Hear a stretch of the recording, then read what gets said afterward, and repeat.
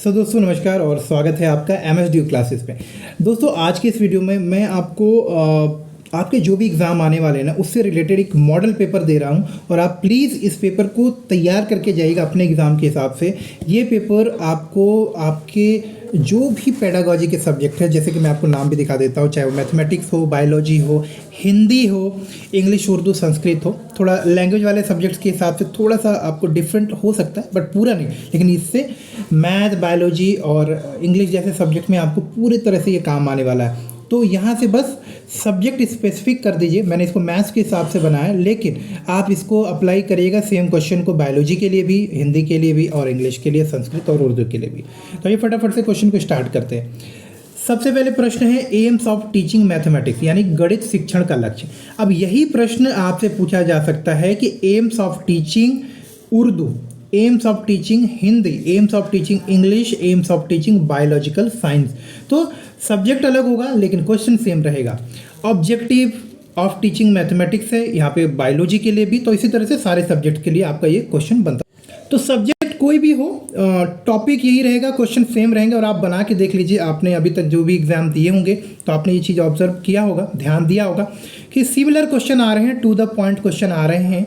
हाँ, कॉमर्स का पेपर थोड़ा टफ था, लेकिन जो दूसरे सब्जेक्ट के पेपर हैं वो आपके तकरीबन इसी तरह से होंगे। और सबसे रिक्वेस्ट है दोस्तों कि अगर आप आजमगढ़ यूनिवर्सिटी के स्टूडेंट हैं, बीएड, एमएड या बीटीसी कोर्सेज कर रहे हैं, तो आप हमारा बिल्कुल नया, जो सिर्फ आपके लिए ही आजमगढ़ यूनिवर्सिटी के जो हमारे भाई बहन हैं उनके लिए ही मैंने एक टेलीग्राम चैनल बनाया है जहां हम आजमगढ़ यूनिवर्सिटी से रिलेटेड कंटेंट को शेयर करेंगे।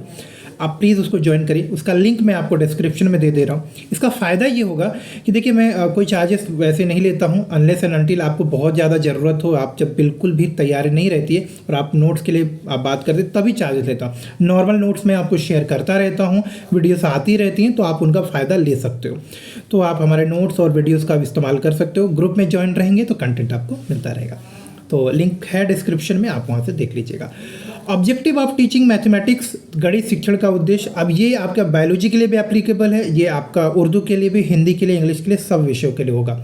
वैल्यूज ऑफ टीचिंग मैथमेटिक्स, आप जब गणित का अध्ययन करते हो, बायोलॉजी का अध्ययन करते हो या कोई भी विषय पढ़ते हो तो उससे आपको कुछ मूल्य सीखने को मिलता है, जैसे ईमानदारी, प्रशंसा करना, आप कठिन परिस्थिति में आपको डटे रहना, तो प्रॉब्लम सॉल्विंग स्किल आती है आपको, आप ग्रुप में काम करना सीखते हो। ऐसे बहुत सारे नई नई चीज़ें भी आप सीखते हो, स्किल सीखते हो, वैल्यू सीखते हो, रिस्पेक्ट करना सीखते हो, स्पिरिचुअल वैल्यूज़ आती हैं आपके अंदर, तो वो वैल्यूज़ आपको लिखनी है, ठीक है। इसके बाद puzzle, quiz, math fair, club visit, oral work, यानी कि जो हम लोग पढ़ के बातचीत करते हैं वो। मैथमेटिक्स टीचिंग में कितना इंपॉर्टेंट है, यानी कि एक टीचर के लिए इन सारी चीज़ों का ज्ञान होना कितना ज़रूरी है, उसके शिक्षण में किससे कितना फ़ायदा मिलता है, वो आपको यहाँ पर बताना है। तो ये ना प्रश्न आप तैयार कर लीजिएगा, मैंने प्रीवियस ईयर क्वेश्चन से ही लिए हुए हैं। तो ये आपके बायोलॉजी में भी काम आने वाला है, ये आपके किसी भी विषय में, चाहे इंग्लिश हो चाहे उर्दू हो, सब में काम आने वाला है, क्योंकि ये सारी चीज़ें तो हम करते ही हैं ना अपने विषय को पढ़ाने के लिए, रोचक बनाने के लिए। राइट द कॉन्ट्रीब्यूशन ऑफ, हाँ यहाँ पे देखिए रामानुजन और आर्यभट्ट, ये मैथमेटिक्स के हिसाब से है। अगर आप बायोलॉजी पढ़ेंगे तो वहाँ मेंडल का कॉन्सेप्ट है आपका, और आपका इसके अलावा आपका जो इवोल्यूशन की थ्योरी दी थी, नाम बोल रहा मैं, माफ़ करिएगा, बिल्कुल माफ़ करिएगा, नाम बोला इवोल्यूशन, थ्योरी ऑफ इवोल्यूशन जिन्होंने दिया, तो ग्रेगर मेंडल का हो गया आपके। उसके अलावा जो इवोल्यूशन थ्योरी है वो सब पता होना चाहिए, किसने दिया, कब दिया, क्या कॉन्सेप्ट है वो पता होना चाहिए आपको। Application of linear branching and branch programming instruction in mathematics, गणित में रेखीय प्रोग्रामिंग निर्देश या शाखीय प्रोग्रामिंग निर्देश का आप कैसे उपयोग करोगे। देखिए, रेखीय प्रोग्रामिंग और ब्रांचीय प्रोग्रामिंग दोनों अलग तरीके हैं आपके, ठीक है। रेखीय में क्या होता है कि किसी विषय को समझाने के लिए आपको उस विषय को धीरे धीरे समझाया जाता है, अलग अलग स्टेजेस में समझाया जाता है। और ब्रांच प्रोग्रामिंग क्या होता है कि एक चीज़ को आपको अलग से पढ़ा के फिर आगे पीछे थोड़ा सा अलग स्टेजेस में, तो ब्रांच प्रोग्रामिंग थोड़ा अलग होता है। अभी डिटेल में बता नहीं सकता मैं आपको क्योंकि समय ज़्यादा लग जाएगा, तो वो वीडियो मैंने डिटेल वीडियो बनाया हुआ है, आप चैनल पे देख भी सकते हैं उसको। Calculate the arithmetic mean from the following data, इनका आपको अरिथमेटिक मीन निकालना है, कई बार मीडियन निकालने के लिए बोल देगा या मोड निकालने के लिए बोल देगा। मीडियन क्या होता है सबको आपको पता होता है, मोड भी आपको पता ही है। तो आप इस तरह से मीन निकालना है, सबको जोड़ दीजिए और जितनी संख्या है जैसे 1, 12, 13, 14, 15, 16, 17, 18, 1, 2, 3, 4, 5, 6, 7, तो सबको जोड़ लीजिए 12 से लेकर 18 तक और 7 से डिवाइड कर दे, जो आएगा वो उसका माध्य होगा। Describe the qualities of mathematics text book, और यही प्रश्न आ सकता था कि एक मैथ टीचर की भी अच्छी क्वालिटीज़ क्या हो सकती है। तो गुण बताने, विशेषताएं बने। एक अच्छा पाठ्य पुस्तक, चाहे वो गणित के लिए भी होगा, बायोलॉजी के लिए भी होगा, उर्दू के लिए होगा, इंग्लिश के लिए होगा, हिंदी के लिए होगा। और सिमिलरली एक अच्छे शिक्षक के गुण, चाहे वो मैथ पढ़ाता हो, चाहे वो बायोलॉजी पढ़ाता हो, या फिर हिंदी, उर्दू, संस्कृत, कोई भी विषय पढ़ा रहा हो, एक अच्छे शिक्षक के क्या गुण होते हैं वो आपको पता होने चाहिए, वो आपको लिखने हैं, तो आप यहाँ पे कर लीजिएगा। एक्सप्लेन द एक्सपेरिमेंटल या एक्सपीरियंशियल प्रोजेक्ट इन मैथमेटिक्स। देखिए एक्सपेरिमेंटल या एक्सपीरियंशियल दोनों चीज़ें एक ही बात है। गणित में शिक्षण की प्रायोगिक परियोजना पद्धति की व्याख्या करिए। जब आप बच्चों को जो विषय पढ़ा रहे हो, अगर उसको आप प्रैक्टिकली दिखाओ, जैसे आप गणित पढ़ा रहे हो, अगर आप उनको समकोण त्रिभुज दिखाना चाहते हो, पढ़ाना चाहते हो, अगर आप उनको दिखा दो तो उनको वो चीज़ें अच्छे से समझ में आएंगी। इसी तरह अगर बायोलॉजी में आप जो है प्रकाश संश्लेषण के बारे में बताना चाहते हो, बीजों के बारे में पढ़ाना चाहते हो, या फिर आप इंग्लिश में उच्चारण कैसे होता है, उच्चारण में अलग अलग टंग्स का, अलग अलग बॉडी पार्ट्स का, या बॉडी में व्याकरण के कैसे नियम काम करते हैं इंग्लिश लैंग्वेज में, हिंदी लैंग्वेज में, उर्दू लैंग्वेज में, ये बताना चाहते हो, तो अगर प्रैक्टिकली करके उनको दिखाओ, कहीं पे वो स्टेटमेंट को लिखा हुआ दिखाओ, तो प्रैक्टिकल अगर चीज़ को हम करते हैं या बच्चों को करवाते हैं तो वो अच्छे से सीखते हैं। तो इसे हम बोलते हैं एक्सपीरियंशियल, यानी कि अनुभवात्मक, या अनुभव करके या प्रयोगात्मक विधि से उस चीज़ को सीखना, खुद सीखना, उसको करके देखना। मेथड्स ऑफ टीचिंग मैथमेटिक्स, ये क्वेश्चन बार बार पूछा जा रहा है कि what are the different method of teaching. अब विषय कोई भी हो सकता है, मैथ हो सकता है, बायोलॉजी हो सकता है, तो विषय कोई भी हो, उनको पढ़ाने की जो अलग अलग विधियां हैं उसके बारे में हमें यहाँ पर बताना है। अब बहुत सारे इंपॉर्टेंट मेथड है, जैसे कि प्रोजेक्ट मेथड है, ह्यूरिस्टिक मेथड है, प्रॉब्लम सॉल्विंग है, इंडक्टिव डिडक्टिव है, इसके अलावा आपका डिस्कशन मेथड है, लेक्चर कम डेमोन्स्ट्रेशन मेथड है। तो ये सब विधियां ना आप तैयार कर लीजिएगा। खैर ये जितने मैंने बताए इनको तो आप तैयार कर लीजिए, क्योंकि ये बार बार पूछे जाते हैं। एक्सप्लेन हार्वर्ड अप्रोच और enumerate the original steps given by Harvard. Harvard दृष्टिकोण को आप बताइए, हार्वर्ड ने भी जो है दृष्टिकोण जो है उनका, उसको ये बार बार पूछे जाने वाला है। और प्राथमिक या माध्यमिक स्तर पर गणित पढ़ाने के उद्देश्य, देखिए आप अगर प्रीवियस अभी जो भी एग्जाम आपने दिए होंगे, अगर आप उनका क्वेश्चन उठा के देखेंगे तो माध्यमिक स्तर पर और प्राथमिक स्तर पर पढ़ाने के उद्देश्य बार बार पूछे गए। तो ये प्रश्न आपका बनता है, चाहे आप जो भी पेडागोजी पढ़े, आप इंग्लिश पढ़ें, हिंदी पढ़े, मैथ पढ़े, बायोलॉजी पढ़े, कोई भी विषय पढ़ते हैं, चाहे लैंग्वेज भी पढ़ते हैं, तो उनका उद्देश्य पूछा जाएगा कि माध्यमिक स्तर पर, प्राथमिक स्तर पर अगर हम पढ़ा रहे हैं इंग्लिश, हिंदी, उर्दू, संस्कृत, क्या फ़ायदा, इनका क्या उद्देश्य है, इससे क्या लाभ मिलेगा, ये प्रश्न तैयार होने चाहिए आपके।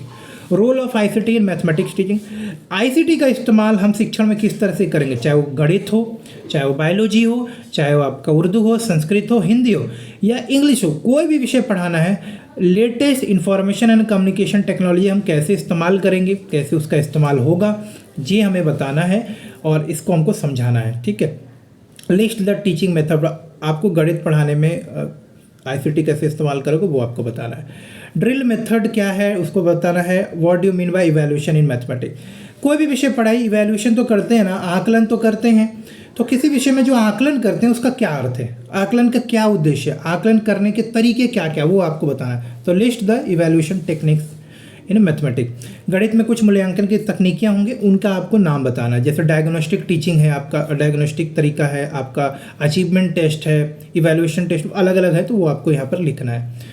द्विघातीय समीकरण का फॉर्मूला लिखना है आपको, क्वाड्रेटिक इक्वेशन का आपको फॉर्मूला लिखना है, आपको पता होना चाहिए। समवर्ती जो भी अगर त्रिभुज है तो या फिर आपका वृत्त है तो उनकी क्या कंडीशन होती है वो बताना। तो समवर्ती यहाँ पे असल में त्रिभुज होना चाहिए था, तो लिखा है। कंडीशन ऑफ इक्विलेटरल ट्रायंगल, समबाहु त्रिभुज की स्थितियाँ बतानी अगर वो इक्विलेटरल है तो आपका। टीचिंग एड्स क्या है, शिक्षण सहायक सामग्री क्या होती है और विभिन्न प्रकार के शिक्षण सहायक सामग्री क्या होती है वो आपको बताना है। तो हर एक विषय में काम आएगा, ये आप देख लीजिएगा। तो ये क्वेश्चन मैं सिर्फ मैथ के हिसाब से नहीं बता रहा हूँ, आपको बार बार बता रहा हूँ, ये आप देख सकते हो। और इनका सॉल्यूशन भी मैं कल आपको शेयर कर दूंगा जितने भी पॉसिबल होंगे। तो आप ज़रूर से हमारा टेलीग्राम ग्रुप ज्वाइन कर लीजिए और वहाँ से आपको फ़ायदा मिल जाएगा, मैं डिस्क्रिप्शन में लिख दूंगा, आप वहाँ से ज्वाइन कर लीजिएगा। या फिर मैं उसकी प्लेलिस्ट में डाल दूंगा।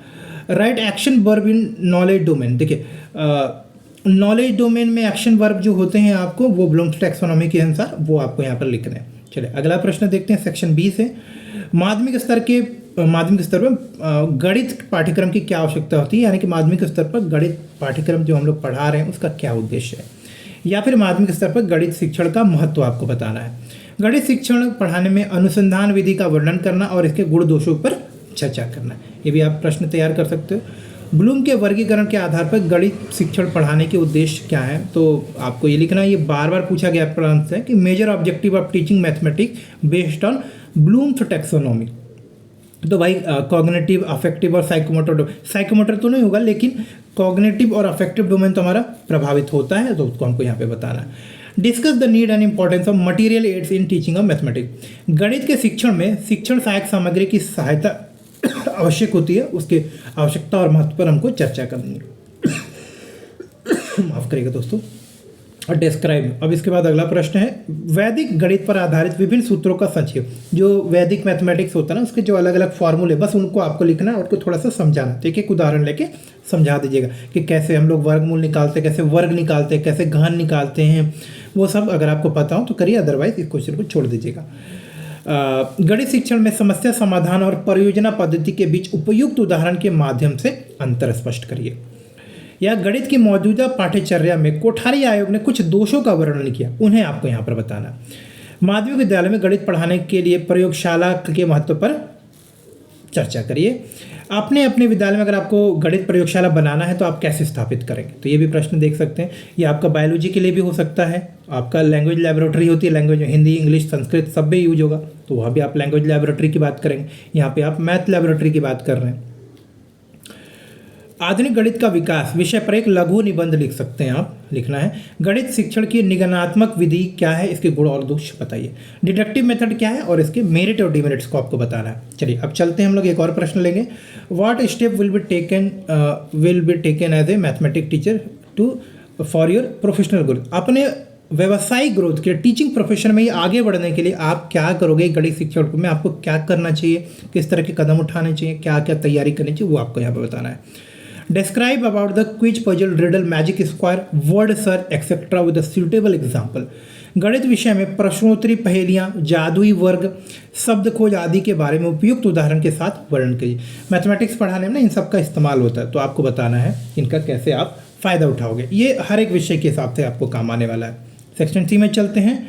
माध्यमिक स्तर पर गणित शिक्षण के उद्देश्यों का वर्णन करिए। यही बायोलॉजी के लिए, ये इंग्लिश के लिए, यही उर्दू के लिए, संस्कृत के लिए, सबके लिए काम आने वाला है। तो व्यवहारिक दृष्टि से वस्तुनिष्ठ परिणाम लिखने के महत्व पर चर्चा करें।